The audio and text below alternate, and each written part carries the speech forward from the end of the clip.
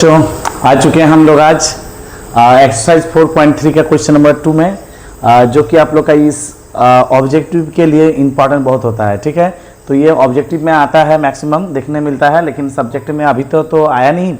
और इस टॉपिक में हम लोग पहले बात कर चुके हैं कि क्वेश्चन नंबर 1 जो है हमारा कितना मार्क्स के लिए आता है, 5 मार्क्स के लिए आता है। ठीक है, तो चलिए हम लोग ये क्वेश्चन नंबर 2 जो है ऑब्जेक्टिव के लिए ज़्यादा इंपॉर्टेंट है। तो ये जो टॉपिक है ये ऑब्जेक्टिव में बहुत बार देखा गया। तो चलिए हम लोग शुरू करते हैं देरी ना करके। तो ये क्वेश्चन क्या है कि इसमें जो है के का ये मतलब ये द्विघात एक समीकरण है, उसमें के का बोलता है ऐसा मान ज्ञात कीजिए ताकि जो है ना हमारा मूल जो है वो बराबर निकले, है ना। मतलब के का ऐसा मान ज्ञात कीजिए ताकि हमारा क्या हो, मूल जो है वो बराबर होगा।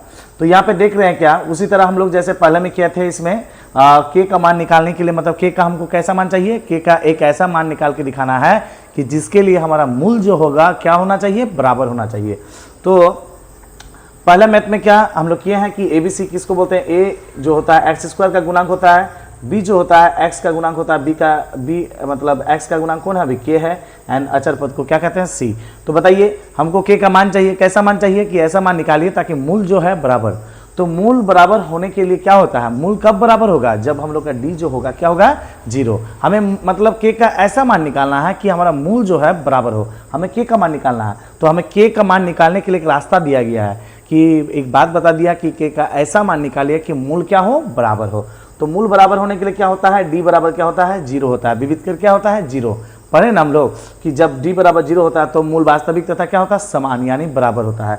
तो यहाँ डी बराबर 0 लेके चलेंगे क्योंकि हमें मूल बराबर वाला मतलब कि का ऐसा मान निकालना है कि उसमें मूल क्या हो, बराबर हो। तो डी बराबर 0, तो डी का फॉर्मूला होता है B square minus 4ac equal to क्या होता है, 0। तो यहाँ 0 है तो 0 लिखिए, डी का फॉर्मूला होता है बी स्क्वायर माइनस 4ac। तो बी के जगह किसको बैठाएं, के स्क्वायर माइनस 4 के जगह 4, ए के जगह कितना है 2 एंड सी के जगह कितना है 3।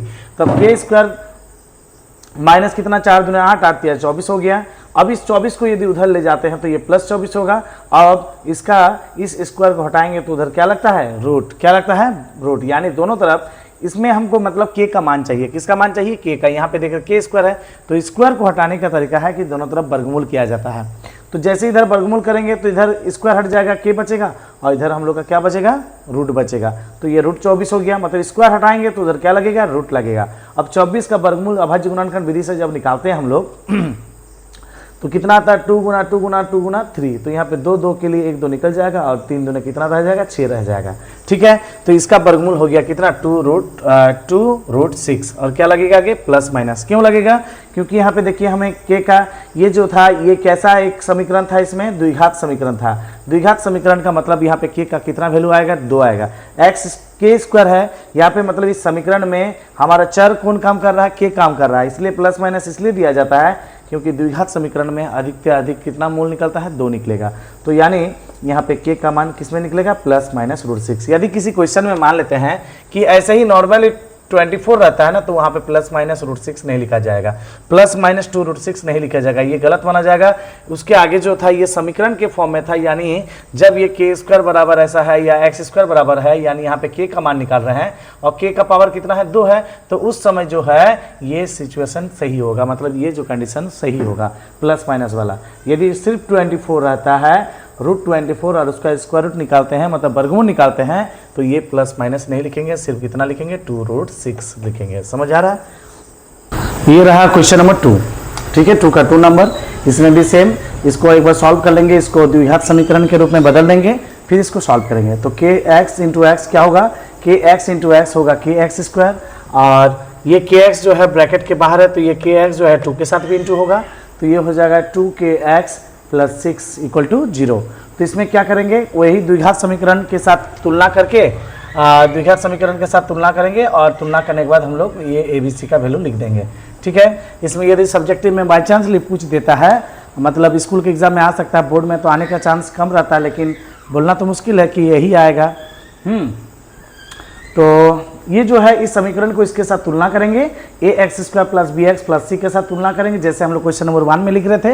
अब वहाँ पे ए बी सी का वैल्यू लिखेंगे। ए का वैल्यू कितना है, यहाँ पे के है, एक्स स्क्वायर का गुणांक को क्या बोलते हैं, ए बोलते हैं, एक्स का गुणांक को बी बोलेंगे, तो एक्स का गुणांक यहाँ पे क्या है, -2k है, तो -2k, एंड अचर पद क्या है, सी। सी इक्वल कितना है, 6 है।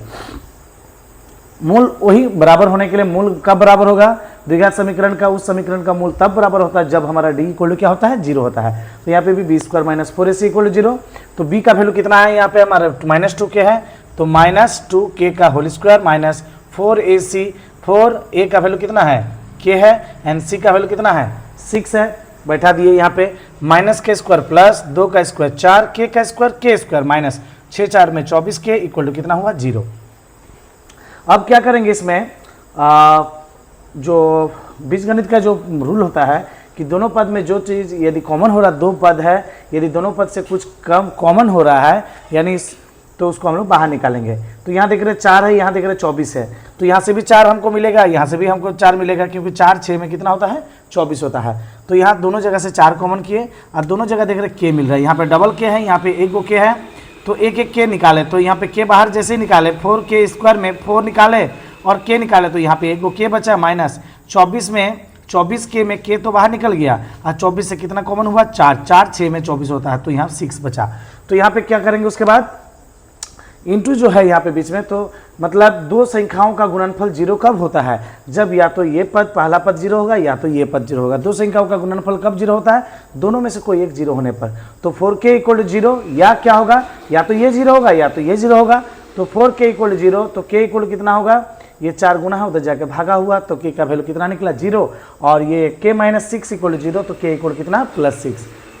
यहाँ पे जो है हमको k का मान निकालना था, ऐसा मान निकालना था कि ये हमारा मूल जो है बराबर हो जाए, मतलब मूल जो है बराबर होगा। मूल बराबर कब होता है, d बराबर 0, ऐसा किए हम लोग। तो यहाँ पे मूल आया हम लोग का कितना, 0 और 6।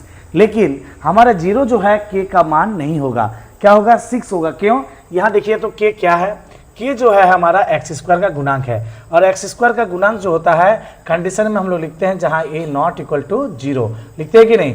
a जो होता है एक्स स्क्वायर का गुणांक, यानी एक्स स्क्वायर का गुणांक जो होता है वो 0 नहीं होना चाहिए। यहाँ पे एक्स स्क्वायर का गुणांक k है, तो यहाँ पे k जो होगा k 0 नहीं होगा, क्योंकि k इक्वल 0 समीकरण इतना को संतुष्ट नहीं करता है। संतुष्ट मतलब ये द्विघात समीकरण का संतुष्ट नहीं कर रहा है कि द्विघात समीकरण में क्या होता है, कंडीशन क्या होता है, a नॉट इक्वल 0, और a क्या होता है, एक्स स्क्वायर का गुणांक। तो एक्स स्क्वायर का गुणांक यहाँ पे कौन है, k है, तो यहाँ पे k का मान जो होगा 0 नहीं होगा, यानी k का मान क्या होगा, 6 होगा। ये 6 के लिए k का मान जैसे हम लोग 6 बैठाएंगे ना, तो उसका दो जो मूल आएगा, यानी और दो मूल बराबर होगा। मूल बराबर होगा मतलब यदि चेक करना चाहते हैं k की जगह आप लोग 6 बैठा के और उसके बाद d निकालिए, d निकालिएगा, देखिएगा वो कितना आ जाएगा, 0 आ जाएगा। 0 जैसे ही आएगा तो उसमें क्या आएगा, मूल बराबर होगा।